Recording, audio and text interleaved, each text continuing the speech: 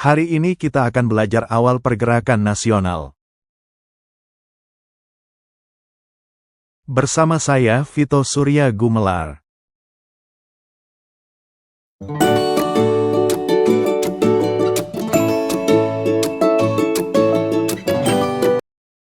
Setelah sejak tahun 1908, arah perjuangan bangsa Indonesia mulai berubah.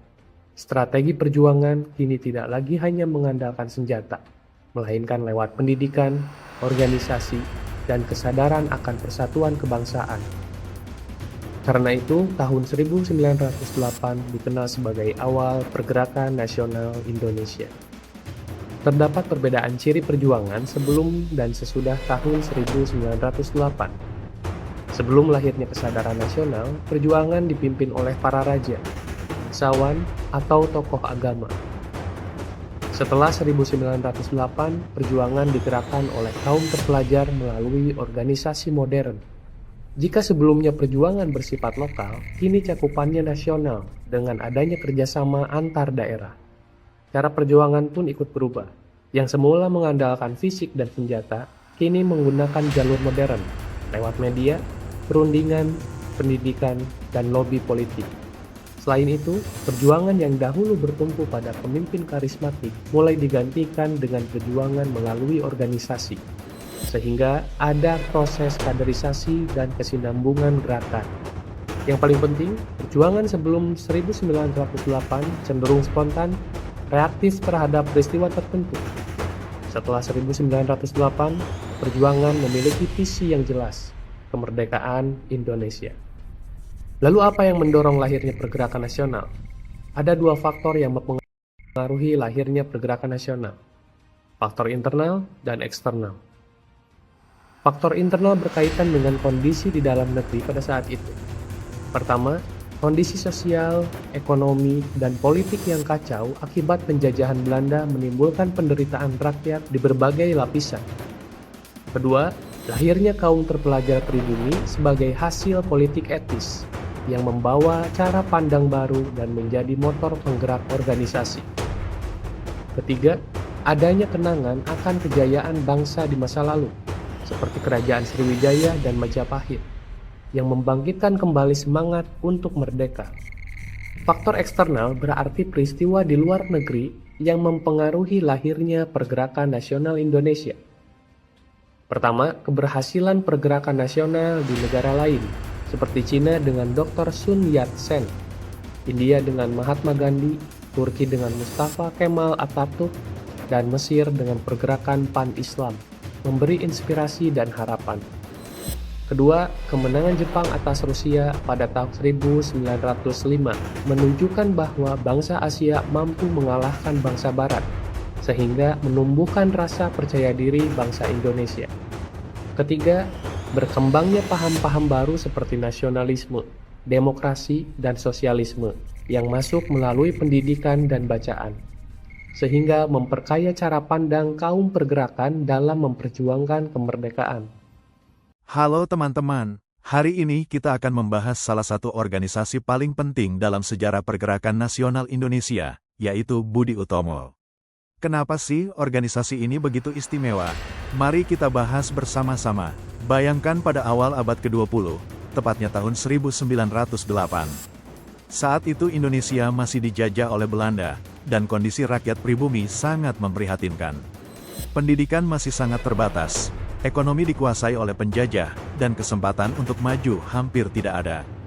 Nah, di tengah kondisi seperti inilah muncul sebuah pemikiran brilian dari seorang dokter muda bernama Dr. Wahidin Sudirohusodo. Dr. Wahidin berkeliling Jawa untuk menyebarkan gagasan pentingnya pendidikan bagi kemajuan bangsa. Dia percaya bahwa kemiskinan dan keterbelakangan bangsa Indonesia hanya bisa diatasi melalui pendidikan. Gagasan ini kemudian menginspirasi sekelompok pelajar Stovia, yaitu sekolah kedokteran untuk pribumi di Jakarta. Di antara mahasiswa-mahasiswa itu, ada seorang tokoh yang kelak menjadi pendiri Budi Utomo, namanya Sutomo. Pada tanggal 20 Mei tahun 1908, Sutomo bersama teman-temannya seperti Gunawan Mangunkusumo dan Suraji mendirikan organisasi yang diberi nama Budi Utomo. Nama ini diambil dari bahasa Jawa yang berarti budi luhur atau akhlak mulia. Tanggal berdirinya Budi Utomo ini kemudian diperingati sebagai Hari Kebangkitan Nasional, karena organisasi ini menjadi tonggak awal pergerakan nasional Indonesia yang modern dan terorganisir. Apa sih tujuan utama Budi Utomo? Organisasi ini fokus pada kemajuan yang harmonis untuk bangsa dan tanah air, khususnya melalui pendidikan dan kebudayaan. Mereka ingin memajukan pengajaran, pertanian, peternakan, perdagangan, teknik, dan kebudayaan. Berbeda dengan organisasi-organisasi setelahnya, Budi Utomo tidak secara terang-terangan menentang pemerintah kolonial, melainkan lebih bersifat sosial budaya dan fokus pada peningkatan kesejahteraan rakyat melalui pendidikan. Dalam perkembangannya, Budi Utomo sempat mengalami perdebatan internal. Ada perbedaan pandangan antara golongan tua yang lebih konservatif dengan golongan muda yang lebih radikal. Golongan tua dipimpin oleh para priyayi Jawa yang ingin menjaga tradisi dan bekerja sama dengan pemerintah kolonial, sementara golongan muda menginginkan perubahan yang lebih cepat dan berani. Akhirnya, golongan tua yang memenangkan kendali organisasi, sehingga gerakan Budi Utomo menjadi lebih terbatas pada kalangan priyayi Jawa saja. Meskipun begitu, peran Budi Utomo dalam sejarah Indonesia tidak bisa diabaikan. Organisasi ini membuka jalan bagi lahirnya organisasi-organisasi pergerakan nasional lainnya seperti Sarekat Islam, Muhammadiyah, dan organisasi-organisasi pemuda yang lebih radikal. Budi Utomo membuktikan bahwa rakyat Indonesia mampu bersatu dan berorganisasi untuk memperjuangkan kepentingan bersama. Jadi teman-teman, Budi Utomo mengajarkan kita bahwa pendidikan adalah kunci kemajuan bangsa. Walau organisasi ini tidak langsung menuntut kemerdekaan, mereka sudah menanamkan benih-benih kesadaran nasional yang kelak tumbuh menjadi gerakan kemerdekaan Indonesia. Tanpa Budi Utomo, mungkin perjalanan menuju kemerdekaan kita akan berbeda. Itulah mengapa tanggal 20 Mei diperingati sebagai Hari Kebangkitan Nasional, untuk mengingatkan kita akan semangat para pendahulu yang mulai bangkit melawan kebodohan dan keterpurukan. Semoga materi hari ini salah satu organisasi pergerakan nasional yang paling berpengaruh di masa kolonial, yaitu Sarekat Islam. Organisasi ini unik karena berhasil menjadi gerakan massa pertama di Indonesia dengan jumlah anggota yang sangat besar. Penasaran bagaimana ceritanya? Yuk kita bahas. Jadi, Sarekat Islam sebenarnya berawal dari sebuah organisasi dagang yang bernama Sarekat Dagang Islam atau SDI. Organisasi ini didirikan pada tahun 1911 di Solo oleh Haji Saman Hudi, seorang pengusaha batik. Latar belakang pendiriannya cukup menarik, loh.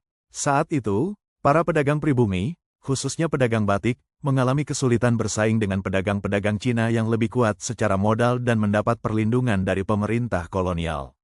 Nah, untuk melindungi kepentingan para pedagang muslim pribumi inilah SDI dibentuk. Namun, organisasi ini kemudian berkembang jauh lebih besar dari sekadar perkumpulan dagang. Pada tahun 1912, seorang tokoh karismatik bernama H.O.S. Cokroaminoto bergabung dan mengubah organisasi ini menjadi Sarekat Islam, dengan tujuan yang lebih luas yaitu perjuangan sosial, ekonomi, dan politik. Cokroaminoto adalah sosok yang sangat menginspirasi. Kepemimpinannya yang kuat dan kemampuan berpidatonya yang luar biasa membuat Sarekat Islam berkembang pesat ke seluruh Nusantara. Bahkan beliau dijuluki sebagai Raja Jawa tanpa mahkota karena pengaruhnya yang begitu besar. Yang membuat Sarekat Islam istimewa adalah basis masanya yang sangat luas. Berbeda dengan Budi Utomo yang lebih eksklusif untuk kalangan priyayi Jawa, Sarekat Islam terbuka untuk semua lapisan masyarakat, mulai dari petani, pedagang kecil, buruh, hingga kaum intelektual. Dalam waktu singkat, anggota Sarekat Islam membengkak hingga mencapai ratusan ribu bahkan jutaan orang. Ini menjadikannya organisasi massa pertama di Indonesia dengan jangkauan yang sangat luas. Apa sih tujuan Sarekat Islam? Organisasi ini memiliki beberapa tujuan penting. Pertama, memajukan perdagangan dan perekonomian rakyat pribumi. Kedua, membantu anggotanya yang mengalami kesulitan ekonomi dan hukum. Ketiga, memajukan kehidupan rohani dan perkembangan Islam. Dan yang paling penting, Sarekat Islam juga mulai berani menyuarakan aspirasi politik seperti menuntut pemerintahan yang lebih adil dan menentang diskriminasi terhadap pribumi. Namun, perjalanan Sarekat Islam tidak selalu mulus. Pada tahun 1920-an, organisasi ini mengalami perpecahan internal yang cukup serius. Ada perbedaan ideologi antara kelompok yang berhaluan Islam moderat dengan kelompok yang terpengaruh oleh paham komunisme. Kelompok komunis yang dipimpin oleh Semaun dan Darsono ingin mengubah Sarekat Islam menjadi organisasi yang lebih radikal dan revolusioner. Konflik ini akhirnya menyebabkan keluarnya kelompok komunis dari Sarekat Islam, dan mereka kemudian membentuk Partai Komunis Indonesia atau PKI. Meski mengalami perpecahan, Sarekat Islam tetap memberikan kontribusi besar bagi pergerakan nasional Indonesia. Organisasi ini berhasil menumbuhkan kesadaran politik rakyat dan mengajarkan pentingnya persatuan dalam memperjuangkan hak-hak bangsa. Banyak tokoh-tokoh pergerakan nasional yang lahir dari Sarekat Islam, termasuk Soekarno, Musso, dan Alimin yang pernah berguru kepada Cokro Aminoto.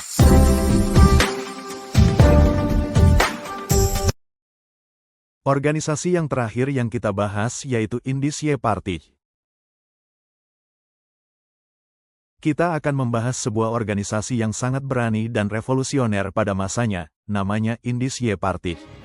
Organisasi ini istimewa karena merupakan partai politik pertama di Indonesia yang secara terang-terangan menuntut kemerdekaan. Penasaran? Mari kita bahas. Indische Partij didirikan pada tanggal 25 Desember tahun 1912 di Bandung oleh 3 tokoh yang sangat legendaris. Mereka adalah Ernest Douwes Dekker, seorang Indo-Belanda yang nasionalis, Cipto Mangunkusumo, seorang dokter pribumi yang idealis, dan Suwardi Suryaningrat yang kemudian kita kenal sebagai Ki Hajar Dewantara, Bapak Pendidikan Indonesia. Ketiga tokoh ini sering disebut sebagai Tiga Serangkai, karena perjuangan mereka yang kompak dan berani. Apa yang membuat Indische Partij berbeda dari organisasi lain pada masa itu? Pertama, organisasi ini bersifat multietnis, artinya terbuka untuk semua golongan tanpa memandang ras, baik pribumi, Indo-Belanda, Cina, maupun Arab. Mereka percaya bahwa semua orang yang lahir dan tinggal di Hindia Belanda adalah satu bangsa. Kedua, Indische Partij sangat radikal karena secara terbuka menyuarakan tujuan politiknya, yaitu Indonesia merdeka dan lepas dari penjajahan Belanda. Ini sangat berani untuk ukuran tahun 1912. Tujuan utama Indische Partij adalah membangkitkan patriotisme semua golongan terhadap tanah air Indonesia, mempersiapkan kehidupan rakyat yang merdeka, serta mempersatukan semua golongan yang ada di Indonesia. Mereka juga aktif menerbitkan surat kabar bernama The Express, yang isinya sangat kritis terhadap pemerintah kolonial. Tulisan-tulisan mereka tajam dan berani mengkritik kebijakan-kebijakan yang merugikan rakyat. Namun, perjuangan Indische Partij tidak berlangsung lama. Pemerintah kolonial Belanda sangat khawatir dengan gerakan radikal ini. Pada tahun 1913, Suwardi Suryaningrat menulis artikel yang sangat terkenal berjudul Als ik eens Nederlander was, atau Seandainya Aku Seorang Belanda.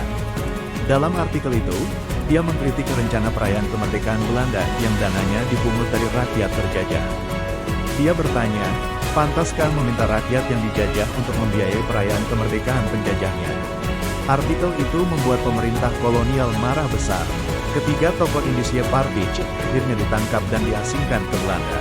Sementara itu, permohonan Indische Partij untuk menjadi badan hukum ditolak oleh pemerintah kolonial. Organisasi ini akhirnya dibubarkan pada tahun 1913, hanya berumur 1 tahun.